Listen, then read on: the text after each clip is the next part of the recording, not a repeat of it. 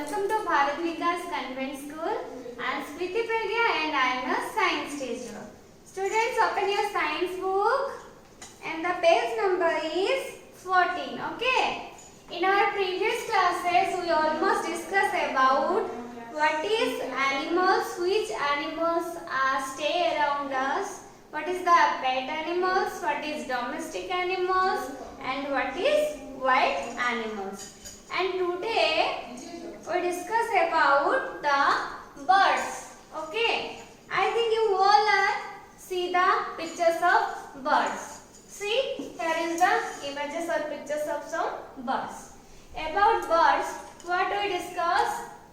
This is the picture of birds. See, some birds are there in images, and we discuss about some birds. Okay, birds are fly in air. Birds are fly in the air. कहाँ पे वो उड़ते हैं? Air पर उड़ते हैं.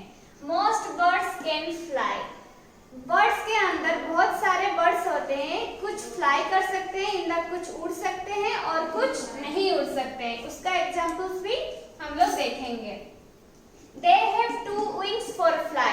उनका wings in the sense हम लोग का जैसे hands है, उन लोगों का hands नहीं है, क्या होता है? Wings होता है, इनका पंख होता है.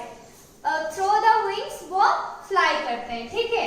They have two legs which help them to walk. उनका विंग से वो फ्लाई कर सकते हैं, उड़ सकते हैं, और उनका जो टू लेग्स होता है वो लेग्स पे क्या करते हैं? चल सकते हैं, वॉक करते हैं. और क्या देखिए, बहुत सारे एग्जांपल्स है जो फ्लाई करते हैं और नहीं फ्लाई करते हैं. उसके पहले हम टोटल कुछ वर्ड्स को देख लेंगे, जैसे कि क्या है? स्पैरो है, क्रो है, पैरट है, हैन है. स्पैरो का मतलब क्या है पता है? जो उड़िया में बोलते हैं बाई चढ़ई. हिंदी का मुझे आई थिंक याद नहीं है. उड़िया में बाई चढ़ई बोलते हैं. और क्रो होता है काऊ, ठीक है? Parrot is the Mithu and हैन आपको पता है, ठीक है ना? अच्छा, इसमें से कोई कोई फ्लाई करता है और कोई कोई फ्लाई नहीं कर सकता. जैसे देखिए, हैन और कॉक वो भी बर्ड के अंदर जाते हैं, वो फ्लाई नहीं करते हैं, ठीक है? और क्या? और सारे शायद करते हैं फ्लाई. और देखिए, डक और स्वान वो भी फ्लाई नहीं कर सकते, ज्यादा दूर तक वो नहीं उड़ पाते. यहाँ से वहां तक थोड़ी देर वो उड़ पाएंगे, लेकिन जैसे अदर बर्ड्स बहुत ज्यादा रास्ता उड़ के जाते हैं, फ्लाई करते हैं, वैसे नहीं कर पाते. और देखिए, some birds are live in water. कुछ कुछ बर्ड्स होते हैं जो वाटर में लिव करते हैं, जैसे for example duck and swan. Duck and swan को आपको देखे हो ना, वो सिर्फ वाटर में ही ज्यादातर दिखते हैं. So, come to the second one is aquatic animals. See the picture of aquatic animals. Aquatic animals in the sense जो animals और जो प्राणी एक्वा में in the sense वाटर में, पानी में रहते हैं, उनको बोलते हैं aquatic animal. क्योंकि वो लैंड में नहीं रह सकते, क्योंकि उनका ब्रीदिंग सेंस लैंड में नहीं है.